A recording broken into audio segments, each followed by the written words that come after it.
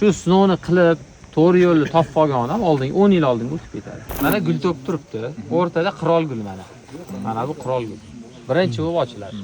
Agar maqsad shu yerdan hosil olish bo'lsa, bu ochilib changlan bo'lgandan keyin pastda gulbaglar ko'rinadi, turpoda yotgan bo'ladi yerda. Atrofi gullab turgan bo'ladi. Ana atesda chiqib turib sepas, bular hammasi keyin ishdan chiqadi. Bu changlanmaydigan bo'lib qoladi. Bu birinchisi. Fujida eng zo'ri shu. Keyingisi siz buni o'tkazib yubordingiz, mana shu yerda mana 4 ta, 6 ta gul bor ekan, 6 ta mevani ushlab oldi hammasini. Golden yoki Fuji. Endi meva 6-7 mm dan boshlab, navga qarab, doriga qarab 12 mm gacha bo'lgan oralikda ana NAE sepas obsgarmon.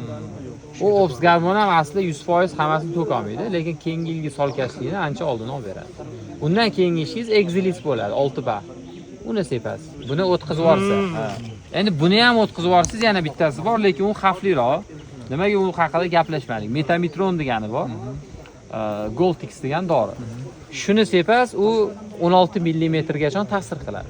Faqat u daraxtni stressga tushiradi. Doza ko'payib ketsa, kun isib ketsa, namgarchilik vaziyatlar o'zgarsa, dori yo kam yo ko'p ishlab qoladigan odat. Ko'p ishlaganda ko'p meva to'kadigan odati ham aynan shu dorida bor.